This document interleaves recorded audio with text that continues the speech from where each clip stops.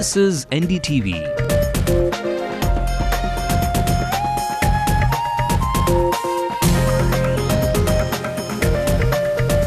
And you're watching NDTV Hindu.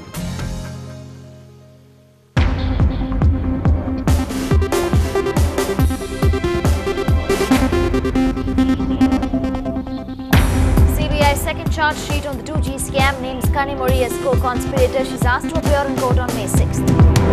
Jayalalitha demands Kanimozhi's arrest in the 2G's case and questions why Dayalu Ammal's name does not figure in the charge sheet. And before the new charge sheet was out, Karunanidhi brushed aside reports that it could strain the DMK's relationship with the Congress.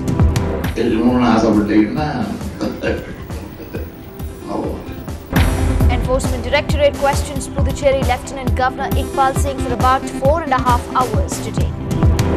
Will booking LPG refills now become easier? Indian Oil launches 24/7 automated booking services to address human errors. Our Super Kings are the only team to have a cheering squad of both men and women. NDTV Hindu cheers and whistles for the big game. I clearly am not made to be a cheerleader. Thank God I'm a journalist, but at least you know who I'm supporting. Good evening. You're watching the news tonight with me, Divya. Let's bring you the stories making national headlines. Suresh Kalmari arrested on charges of conspiracy, cheating and corruption 6 months after the Commonwealth Games ended. Sports Minister says he will write to the Indian Olympic Association asking them to remove Kalmari as the IOA chief. An emotional Sachin Tendulkar joins hundreds of devotees in paying their last respects to Satya Sai Baba. 4 days to go for the Kate and Williams big fat royal wedding, expected to cost a little over £20 million.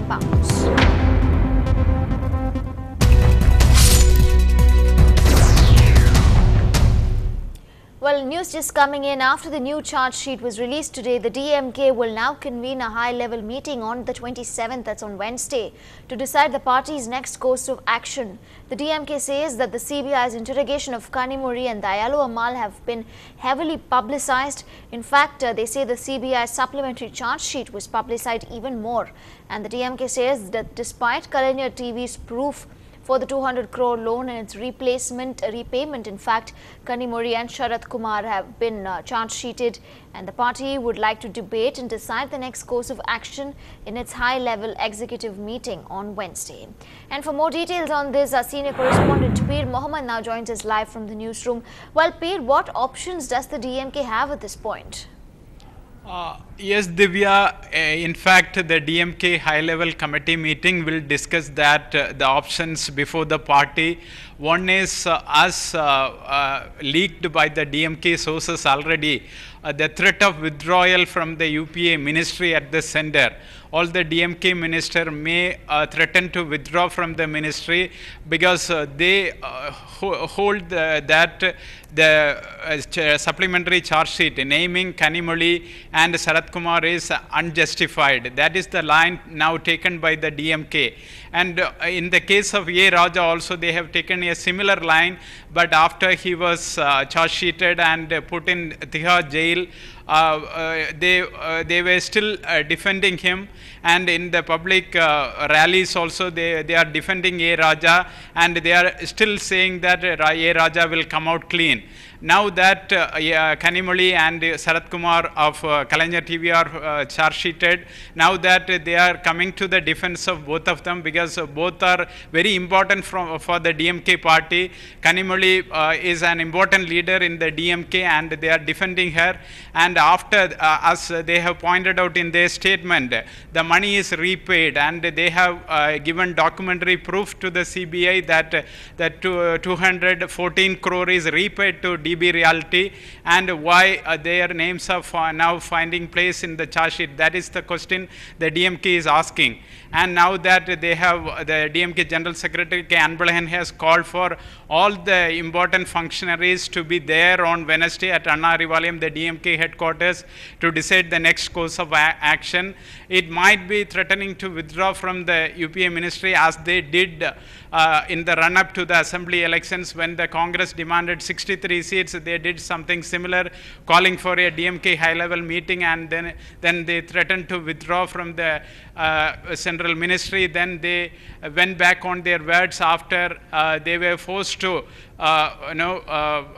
accept the demands of the Congress. Now something similar might happen, or the DMK might really withdraw from the ministry. We have to wait and see until Wednesday. Right, Pete, like you said, we will have to wait for that high-level committee meeting for more details. The Chief Minister, in fact, we believe from one of our correspondents that he sent in word that he does not want to speak about this at the moment. Thanks very much indeed for joining us with all those details. Well, it's testing times for the uneasy relationship between the Congress and the DMK. Kanimori, the daughter of DMK Chief M. Karunanidhi, and Sharat Kumar, the Kalinyar TV MD, have been summoned to the court on May 6th. The DMK MP has been named by the CBI as a co-conspirator with A. Raja in the 2G scam. However, Karunanidhi's wife, Dayalu Ammal, does not feature in the new charge sheet filed by the CBI in a Delhi court today. The charge sheet names A. Raja for taking bribe, Sharat Kumar as co-conspirator, Asif Balwa for abetment of bribery. The CBI focus is now on transactions of 214 crores between companies linked to promoters of TB Realty and Kalinyar TV, which is owned by Tamil Nadu's First Family. And our executive editor for English News, Sanjay Pinto, gave us the details on the political ramifications this might have. Well, for the record, the DMK has all along been maintaining that there is a distinction between investigation and alliance, and one has no bearing, one doesn't hinge on the other. That's the official stated line of the DMK. As far as this case is concerned and the present development, well, the DMK top leaders, the top brass certainly sees this as a partial relief, because in fact Dayalu Ammal, Karunanidhi's wife, has not been charge sheeted, contrary to certain reports in a section of the media the last couple of days. But however, there are three scenarios here. If the DMK is to come to power and form the government, we know that they are contesting only 119 seats on their own. The Congress getting a chunk of 63 seats after that spat with the DMK, wanting those 3 additional seats. So in what's going to be a closely fought contest, the DMK will be in no position to jettison any ally, especially the Congress. In a second scenario of, let's say, Jayalalitha coming to power and forming the government, then she's expected to turn the heat on the DMK, and their presence in the center will act as some sort of insurance cover, as many observers in the state believe. In another scenario, if the DMK is to pull out either its ministers or to snap ties completely with the Congress, then certainly the heat could be turned on with the Congress itself, because right now we know this case has wittingly or unwittingly given the Congress an upper hand in this relationship, something that wasn't the case in the last few months before the run-up to the elections. So the DMK definitely would not at this stage, they will not want to rock the boat at this stage. It's something they can ill afford at this stage. We'll have to really wait and see how this plays out. For now, the DMK will stick to its stand that this is a case to be fought in court. They have all along maintained, Karunanidhi has gone on record a couple of times to say that if someone is found guilty in this case, and they will be expelled from the party. The DMK has also said that someone's name figuring in a charge sheet or an arrest made in any case is no conclusive proof of guilt, that it has to be established in a court of law beyond the shadow of doubt. So for now they will take this as a sort of legal challenge and will not see any political significance at this stage. Of course, they will be kept on their toes, but will prefer to put up a brave face for now, saying that the law will take its course. Also, they will take the line that since it's a case directly monitored by the Supreme Court, the Congress, their ally, really has no role, that its role is limited to a large extent because of the court's supervision in this case. Well, the opposition leader Jayalalitha has reacted to these developments on the 2G spectrum scam. She says, and I quote, Kanimori should be arrested for her involvement in the scam. It's surprising that Dayalu Ammal has not been named in the 2G charge sheet, and Kalinyar TV's license should be cancelled, unquote. Before the 2G supplementary charge sheet was filed, Chief Minister M. Karunanidhi brushed aside reports that it could put a strain on the DMK's relationship with the Congress.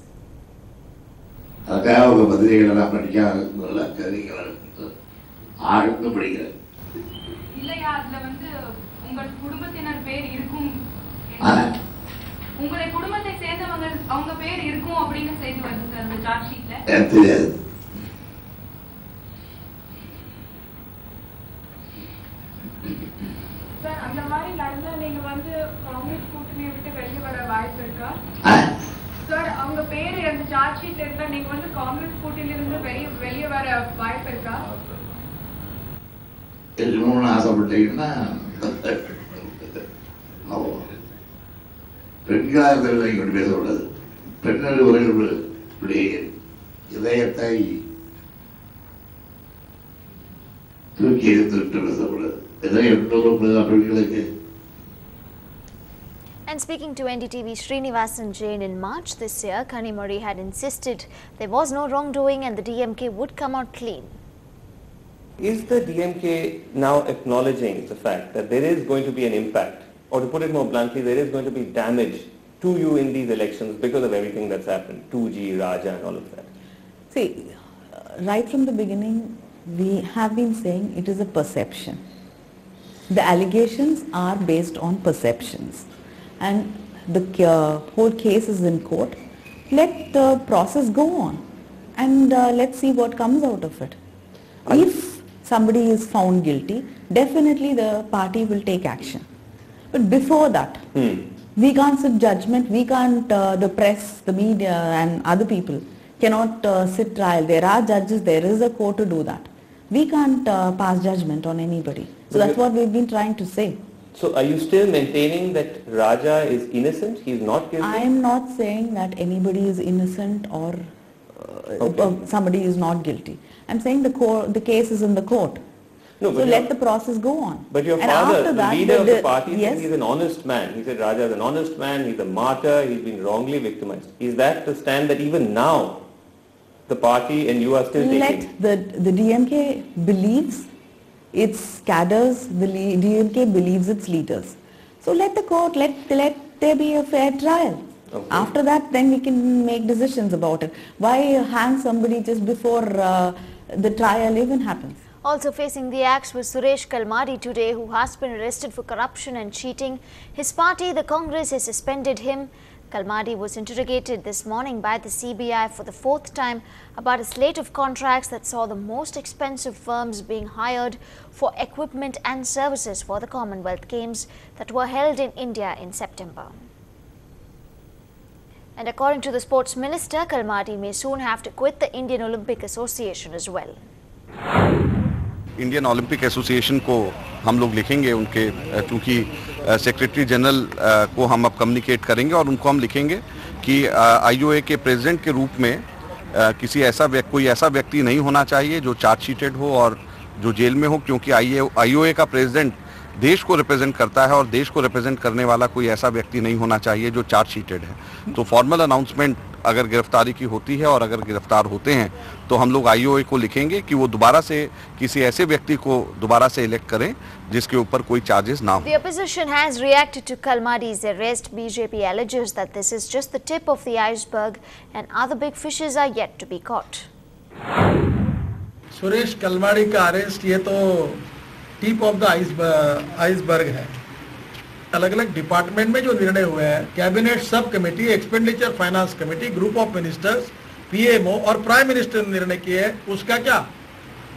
तो मैं ये उम्मीद करता हूं कि इसमें जितने लोग इन्वॉल्व है, चाहे वो कोई भी केंद्र के मंत्री रहे, दिल्ली के मुख्यमंत्री रहे या कोई भी रहे, उनके ऊपर भी सीबीआई ने कड़ी कार्रवाई करनी चाहिए। तब जनता में सीबीआई की और इस कार्रवाई की विश्वासार्हता निर्माण होगी। And while the Enforcement Directorate today questioned the Puducherry Lieutenant Governor at the Raj Bhavan for about 4.5 hours, this is the second trip made by the ED officials for questioning. Sources say the earlier trip was more of a recce trip, looking at the logistics. Earlier today, the Puducherry Chief Minister also met the Governor for about an hour and later in a press conference backed the Governor, saying there is no need for him to resign. And our reporter Ashmit Kumar, who has been tracking this story in Puducherry, gives us the latest.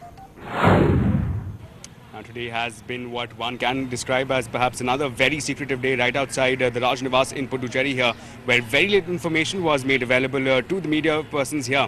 Now what do we know at today's developments? Well, to begin with, we do know that the Enforcement Directorate officials arrived at sharp 1:40 and that they left nearly 5 hours later. Now, what happened? What transpired in this duration of 5 hours? That's the question that most of us are asking. And although sources are telling us that the Lieutenant Governor was subjected to interrogation, however, No official sources are willing to confirm that. No, they have been very tight-lipped about it. In fact, we have tried to establish contact with the private secretary, with the officials, special officer on duty. We've also tried to establish contact with the PRO, but most of the officials have been very, very tight-lipped, not willing to concede any information at this point. Which brings us to the next question: what's going to happen tomorrow? What we are hearing, of course, what our sources are telling us, the officials are not saying much at this point. The people in the know are not revealing much. What our sources are confirming is that the drama that we have seen, or rather the lack of drama that we've seen outside Raj Nivas, is likely to climax tomorrow with possibly another visit from the Enforcement Directorate visuals. I'll, of course, be tracking all those developments from right here in Puducherry with NDTV Hindu. Still ahead on the bulletin, 100th strong Puttaparthi, including celebrities. More details when we come back.